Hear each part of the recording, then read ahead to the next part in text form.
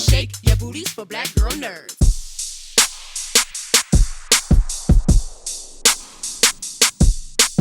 Thanks, guys, for your time. I appreciate it. Yeah, of course. I have spent some time out in the desert, so there's that. And then Yeah, so you know. I know it's wild. It's like can be a fever dream in addition to the heat. And then I and then I have crazy siblings too. So Ah, I get it. I get it. And nice. what's happening here? Keir, beginning with you, your siblings are your first besties, but at some point the relationship dynamics changes, especially when they're going through some type of trials and tribulation. Where does the bestie line end and it turn into some type of hybrid of parenting when you have troubled siblings? Yeah, I mean that isn't that wow, that's such a great observation and I mean that's exactly what it is. I think that's what drew us to these roles from the get-go was sort of like, oh my God, there's so much dynamic, the push and pull from, and it all starts from Peggy, right? Who's just this kind of like wild child, and that we've grown up with her, peaks and valleys and the different sort of like, stages of her life. So a lot of that is her raising us in a very unconventional way, but also us now trying to raise her. Right. And there's a lot of love there, but also there's a lot of like now we're trying to discipline her, bring her back down to earth. And but no matter what we do, we continually get caught in her spider's web, which is sort of fun in a lot of ways and incredibly frustrating in others. Mhm.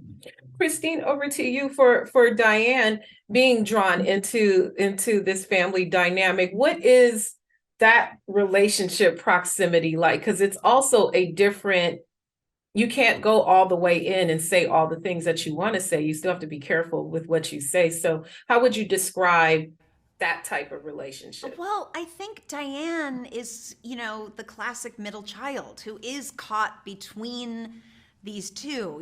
She's got her big sister who she probably has all of these incredible memories of the early years of her brushing her hair and talking to her about boys and these formative years. And then there is, here we are in the now, and Stewart is the one who has his stuff together, and he knows what the best way to sell the house and what we should do with the money and how we should pay off bills. And so I feel like she wants to carry out Stewart's orders, but gets caught in the emotional tug of war of Peggy. And, and someone, adeptly pointed out that, Peggy does pull Dianne in. Peggy does manipulate Dianne because she knows she's, I think, more of a softie than Stewart. And isn't that really true? Like with siblings, like that I have totally. such a soft spot for my brother, for like, he doesn't quite manipulate as much, but I'm like, I'd do anything for him.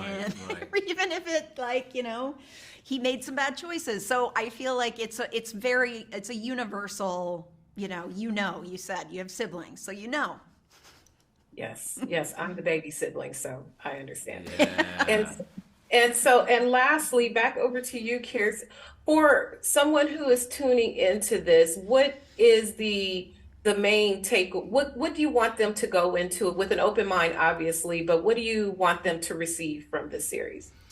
I mean, obviously, like it's a comedy, right? And it's a wild, zany, kind of trippy ride. But on top of that, there's a lot of, I think, especially us as the siblings, there's like a lot of grounding reality there, and I think hopefully people will get some reflection from their own lives. I think Peggy's journey is about second chances and about, reinventing yourself at any moment. And, I think people are just in for a good old romp. For sure. Let me call my brothers and we can get together. Yeah. Thanks. Thank Thank you guys. you I so appreciate your much. time. Have a wonderful season. Thank Thank you you. so much. Thank you, Bernadette, for your time. You look gorgeous. I appreciate your Thank time. you. Thank you. This is, I love comedies like this, especially when there are daughter-mother relationships that are interwoven in it, because our mothers can influence our lives in so many different ways, but it comes in conflict when you want to go into another direction. So with your portrayal of Rosalyn and looking at the relationship with Peggy, what do you think is the single most influence that she has on her adult life and her decision making? Um, well, first of all, Rosalind was her champion, her support system, and basically her soulmate in life that was difficult because she was an ex-junkie and she was dealing with that. And then when Rosalind dies, that's influencing Peggy a lot because she has to reinvent herself now. And first she's grieving over the loss of this very important person in her life. And I mean, the whole show is irreverent, but yet it has this moment which is very, very real, and it's throughout the whole show. And she reinvents herself as a private investigator, which is, funnily enough, a strange thing to do. But a private investigator has to kind of be a good con artist, and a drug addict is a good con artist. So in a way, it made sense. But I think just having to move forward from the death of her mother is what has influenced her a lot right now. I mean, they've been their support system ever since her father left. So, but now that her mother's not there, she has to do it on her own. So, and you know, everybody has loss in their life or grief in their life, and you have to learn how to overcome those obstacles, and you have to not be stuck and move forward. Even if you make a move and it's sideways, at least you're making a move. So I think it's, in that respect, it's very hopeful for an audience to see someone struggling and trying just to get unstuck like that. Yeah, I love the comedic tone of the show, and comedy is such a great vehicle for communicating some of these complicated messages.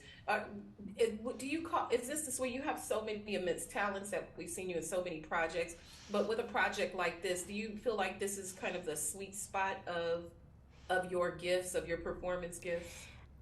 It's a sweet spot in my career right now because I just, you look for great writing, you look for something that's real and wonderful. And when this script came across my kitchen table, I read this and I went, this is one of the best things I've read in such a long time. And it really is putting the human condition out there, and in a funny way, and in a reverent way, and also a heartfelt way.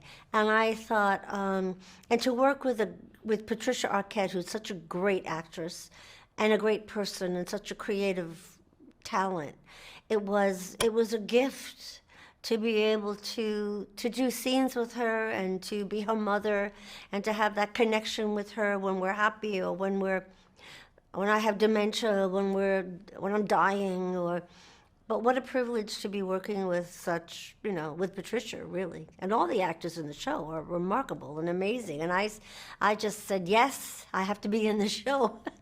So it's been a great privilege and a real thrill. They are wrapping me. Thank you so much for your time. Have a marvelous season. Thank you. You too. It's truly a privilege to talk to you. Thank you. Hi, Jay. Thank you for your time today. Hi, Jeandra. Nice to meet you. How's it going? It's going really, really good. Quick side thing. I saw something in a description that you worked as a cameraman on an Easy video. That blew my mind. Oh my gosh. Wow. That was a long time ago. That's so cool that I didn't know that was in there. Yeah, I was. It was my friend John Miller was directing him on a music video. It was fantastic. That's awesome. So now we are here with High Desert, and I love shows like this. I'm the youngest sibling. That desert life is a whole beast in itself. And there was a note in there that said, it's a community of people searching for their own muse. That was something I read in the notes that I thought was real interesting. So for Rosalyn, who's had these struggles in her life and what she's overcome. Is she indeed one of those people searching for a muse during this journey over the seasons? Yeah, Patricia Arquette's character is it's so funny. She's searching for her own muse, but she becomes the muse for everybody else in the story.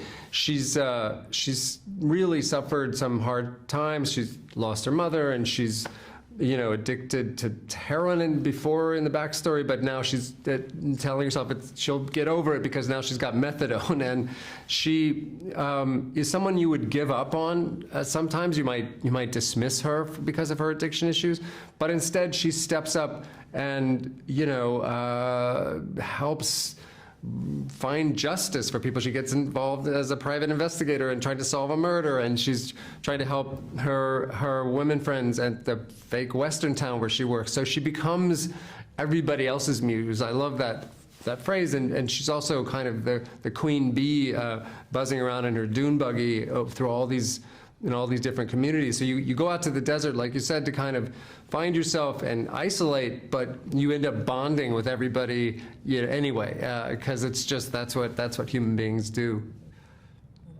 How the desert aesthetic is so beautiful. I love those homes, the whole mid-century churches.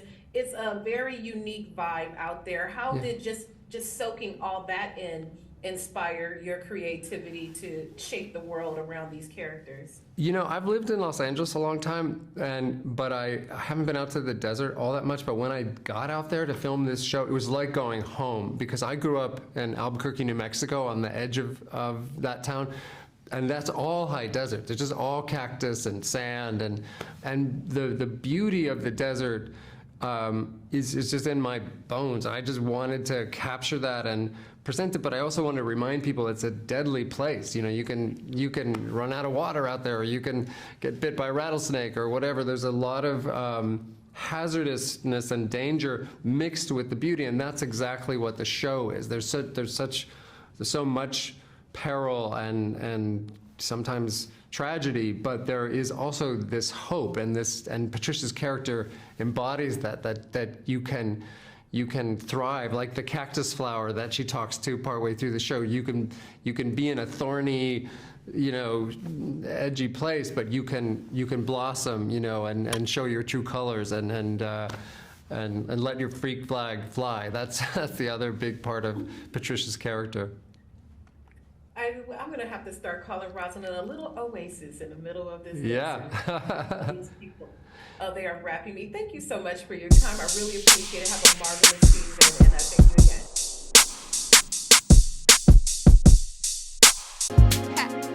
again. Better shake your booties for black girl nerves. Better shake your booties for black girl nerves.